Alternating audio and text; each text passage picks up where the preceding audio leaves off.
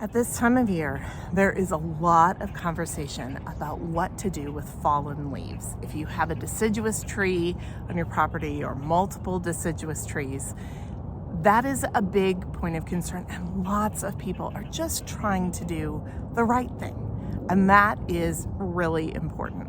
So today we're going to talk a little bit about what to do with fallen leaves.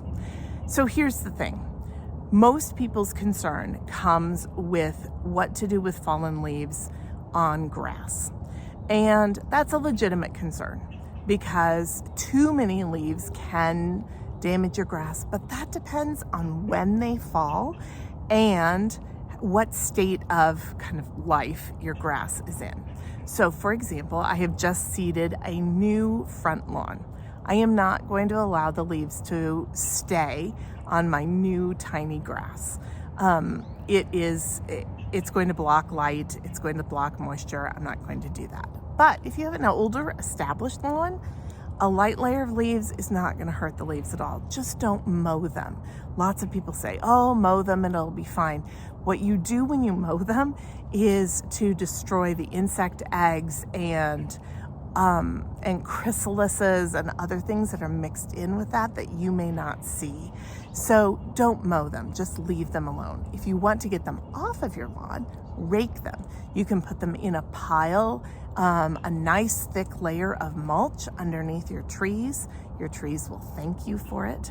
I put them in my flower beds also. I put a good 2 or 3 inches in my flower beds. I do not worry about things like bulbs being able to come up. They have no problem. And if they do have trouble, I see that and just lift the leaves off. It really is okay. I also will blow them into the wildlife garden and let a good layer sit in the wildlife garden, and I do not remove those in the spring or anything like that. It's just a nice layer of mulch. I use leaves as a mulch layer over my vegetable beds. I put a really nice thick layer down, and then I put down a layer of burlap. I do that over my garlic and anything else that I've planted over the winter. It's a great layer of insulation. It helps lock moisture into the soil, and it's just fantastic. You can also make leaf mold. Leaf mold is a fantastic ingredient in potting mixes. What I do, I use burlap bags and I fill them with leaves, and then I just let them sit for a year or maybe 2. It's really dry here, so it sometimes takes 2 years to get leaf mold. But generally, if you have more moisture than I do, you'll get it in 1 year. Literally, that is all you have to do. And that still allows any little creatures in there, if you've raked up a chrysalis or something like that, they can still get out. I don't seal the bags or anything like that. You can make leaf mold just in a pile and just leave it, and it'll eventually break down into leaf mold. And that's fantastic too. There are containers you can use. There are other ways you can do it. You can do it in a garbage can that has holes in the bottom for drainage. There are lots of ways you can make leaf mold. I just happen to have some old coffee bean sacks, and that works really well for me. So there are tons of things you can do with those leaves.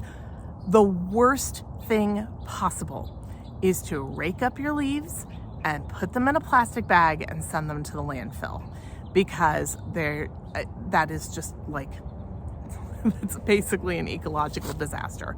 And of course, for the last 50 years, that's what we've been told to do, maybe even longer than that.